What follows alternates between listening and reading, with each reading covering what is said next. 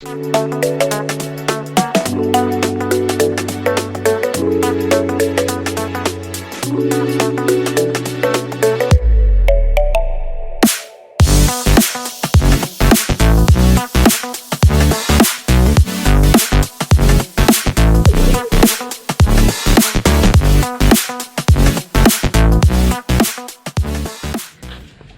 teman-teman, selamat datang lagi di channel saya di Rimba Borneo. Kali ini saya ingin bikin konten tentang mini hunting dan survei lahan yang sudah saya sewa untuk dibikin farm kedua setelah dari tempat saya yang sudah penuh.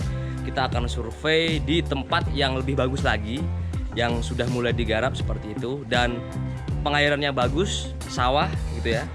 Nah di sini pas saat saya jalan, saya nemuin ini nih, tanaman Hygrophila verticillata. Tuh, bisa teman-teman lihat, itu Hygrophila verticillata. Ini adalah tanaman akuatik yang tumbuh di aliran parit ya. Itu bisa teman-teman lihat, cukup banyak juga. Nah, jadi tanaman ini sebenarnya banyak di alam apabila teman-teman memang bisa ngerti habitatnya ya. Dan ini cukup bagus juga di aquascape itu. Oke, tanpa panjang lebar, kita lihat yuk bagaimanakah lokasi yang akan saya bangun farm kedua seperti itu. Tetap bersama saya di Rimba Borneo. Oke teman-teman, kita akan pergi ke sana ya. Farmnya ada di sana dan kita lihat yuk, lokasinya sangat bagus teman-teman. Nah ini ada irigasi di sini. Jadi air inilah yang akan kita pakai untuk irigasi. Oke, saya yuk.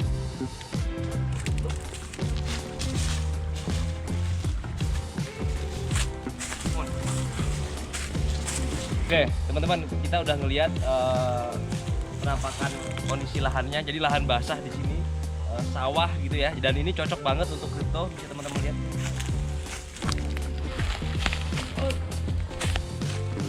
Waduh, sendalku. Oke.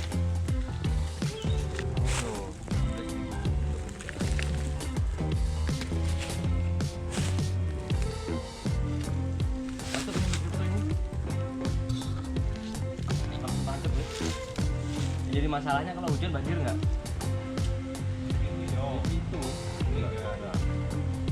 Ini obat rumputnya nggak mati pak ya? Mati no. Sak tandurannya mati. Kalaris kulo. Oke teman-teman, jadi ini kita lagi pembersihan lahan ya dan pengolahan lahan. Jadi nanti lahannya itu kita bikin seperti itu yang ada di sana.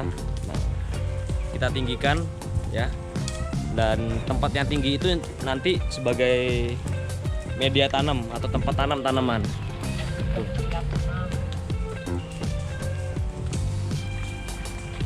Jadi nanti keseluruhannya kita bikin seperti itu sampai di sana itu. Dan ada beberapa juga yang tetap kita biarkan rendah dan berair khususnya untuk kripto. Nah di sini untuk pengairannya cukup gampang. Silahkan lewat, guys. Oke. Di sini ada pengairan kedua. Nah, di sini rencana kalau memang bisa akan saya coba untuk nanam jenis Vallisneria, teman-teman. Nih. Sungai yang ada di sini coba saya tanami Vallisneria. Di cukup potensial ya.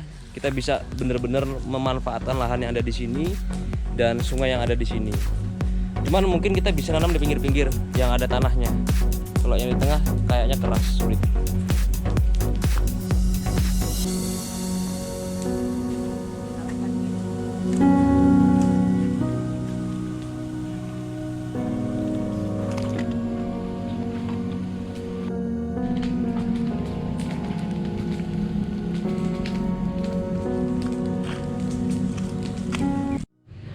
Oke, teman-teman, ini hari kedua setelah kemarin kita bikin tempat ya, dinaikin untuk media tanam.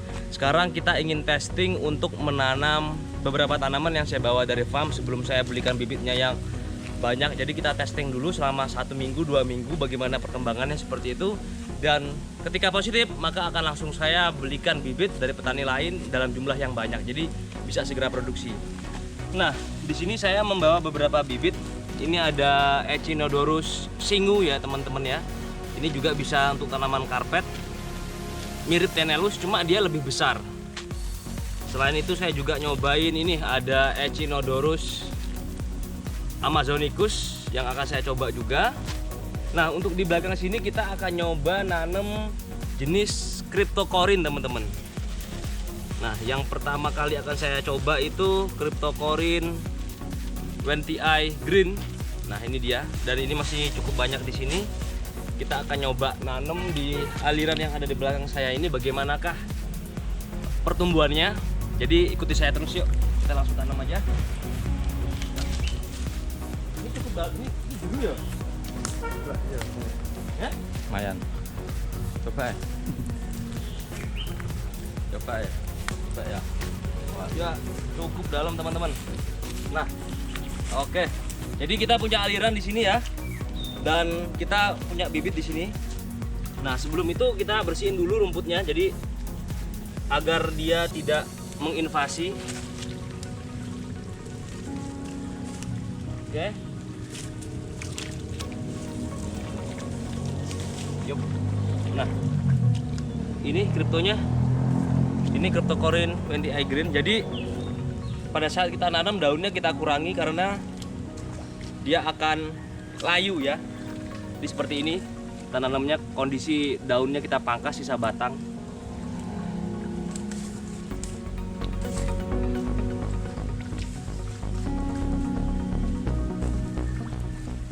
Langsung juga nggak apa-apa sih sebenarnya kalau misalnya akarnya banyak.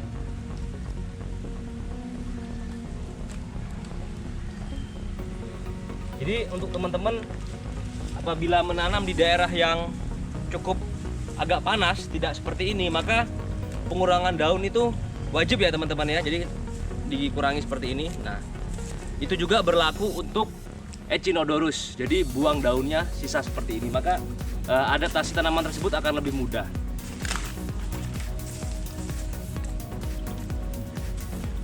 Berhubung di sini cuacanya cukup teduh dan lembab ya, jadi tidak saya buang daunnya, saya utuhin aja karena kita ingin cepat.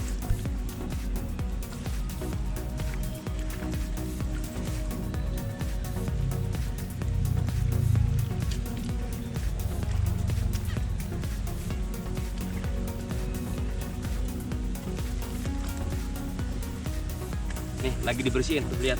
Nah,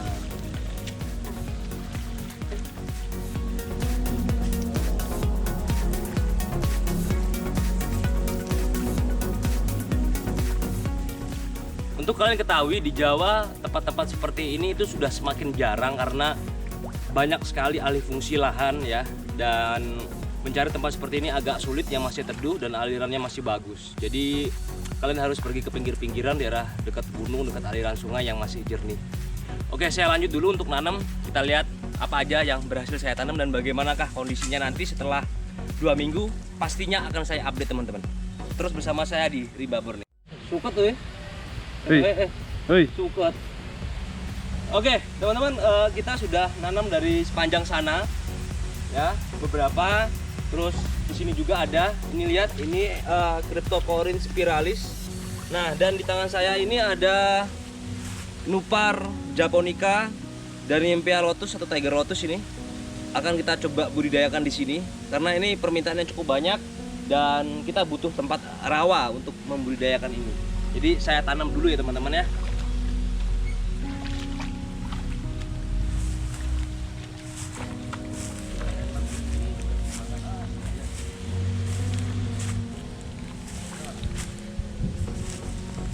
Tapi sampahnya cukup banyak.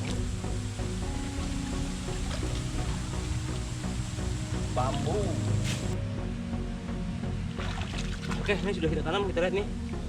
Ini lotusnya. Ya, terus ini Nupar japonicanya atau Spatter Dog. Nah, ini juga masih masuk lotus ya teman-teman. Dan memang beginilah kalau kita budidaya di tempat yang cukup banyak sampahnya. Musuh utama adalah dedaunan atau sampah yang dihasilkan oleh alam. Saya tidak tahu apakah ini akan berhasil atau jauh lebih bagus. Namun tempat ini memang potensial. Jadi saya akan terus bereksperimen di tempat baru ini bagaimana kita akan menemukan formula yang bagus untuk mengatasi kendala yang ada di sini sehingga bisa menghasilkan tanaman yang sehat buat kita jual tentunya dan buat kalian. Oke, ini namanya Echinodorus singgu ya teman-teman ya. Ini eci kecil dan mirip dengan Echinodorus tenellus, cuma dia lebih besar dan karakter tumbuhnya sama, dia memiliki sulur seperti ini. Lihat. Nah, saya belum banyak punya ini jadi belum saya pasarkan. Nah, ini ingin saya coba banyakin di sini. Lihat tuh. Ini sulurnya seperti ini dan akan coba saya tanam di spot ini. Saya nanam dulu ya teman-teman ya. Berani kotor itu baik. Ya beginilah pekerjaan sebagai seorang petani, main lumpur, tanah, tanaman. Banyak orang yang ngomong kok nggak kerja kantoran ya. Katanya mahasiswa itu kan agent of change ya. Jadi kita harus bisa melakukan perubahan. Ya ini perubahan, nggak umum kan. Makanya terus tonton terus di Rimba Borneo supaya kalian bisa terus semangat yang ingin jadi petani. Karena negara kita ini adalah negara yang subur, lahan kita luas, jadi ya pekerjaan yang paling cocok petani. Bangkit petani. Oke, baik teman-teman, cukup sekian liputan kita kali ini dan nanti akan saya update perkembangan farm ini ketika sudah ditanami lebih banyak lagi. Kita lihat bagaimanakah perkembangan farm yang saya bikin. Harapan saya bisa lebih bagus produksinya dan lebih banyak sehingga tanamannya bisa lebih murah teman-teman. Sampai jumpa lagi.